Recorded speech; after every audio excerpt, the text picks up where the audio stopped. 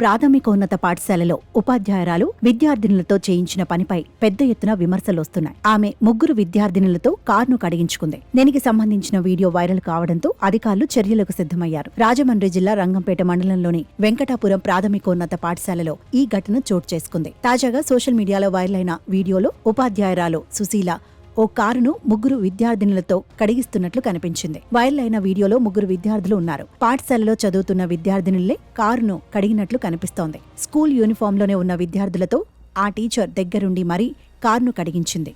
School బిల్డింగ్లో విద్యార్థులతో ఉపాధ్యాయురాలు పని చేయించడాన్ని వీడియో తీసిన ఒకరు సోషల్ మీడియాలో అప్లోడ్ చేశారు. దాంతో స్థానికంగా ఇది వైరల్ అయింది.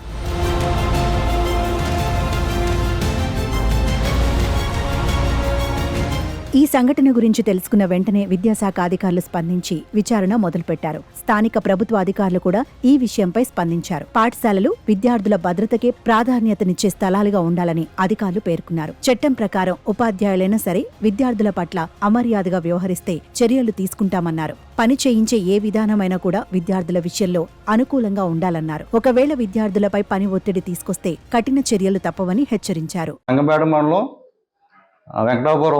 గ్రామానికి సంబంధించినటువంటి యూపీ స్కూల్లో ఈనాడు సోషల్ మీడియాలో వచ్చినటువంటి ఆ యొక్క ప్రెస్ రిపోర్ట్ని బట్టి జిల్లా అధికారుల ఆదేశాల మేరకు మేము ఎంక్వైరీకి రావడం జరిగింది. నా పేరు కె శ్రీనివాసరావు, MO1. అదేవిధంగా మన MO2 మధుసూదనరావు గారు ఇద్దరం కలిసి రావడం జరిగింది. దీని నిమిత్తం విద్యార్థుల చేత, ఉపాధ్యాయుల చేత, అదేవిధంగా ప్రధానోపాధ్యాయుల చేత పూర్తి రిపోర్ట్ తీసుకొని దానికి సంబంధించినటువంటి ఆధారాలతో సహా మేమందరం కూడాను అంటే MO1, MO2 పూర్తి రిపోర్ట్ని మన జిల్లా అధికారులకు అందజేయవలసిన అవసరం ఉంది.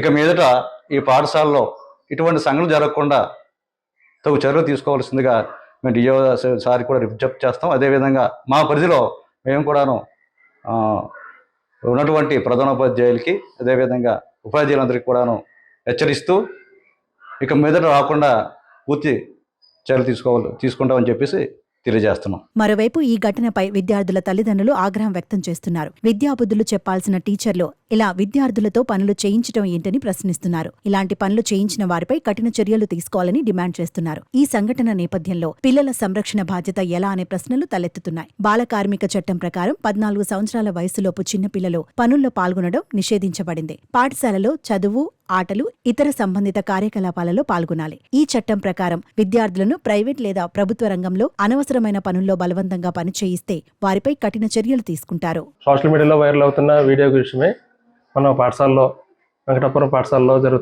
జరిగిన కారు కావడం అనే విషయం మీద పూర్తి నివేదిక అందించమని జిల్లా అధికారులు కోరిన మీద పాఠశాలలోని ప్రధానోపాధ్యాయుల్ని, ఉపాధ్యాయుల్ని మరియు విద్యార్థుల్ని పూర్తి స్థాయిలో వివరణ తెలుసుకుని ఆ నివేదిక నేను మరియు MO1 సారు జిల్లా అధికారి గారికి అందించడానికి వాడొచ్చి ఉన్నాము.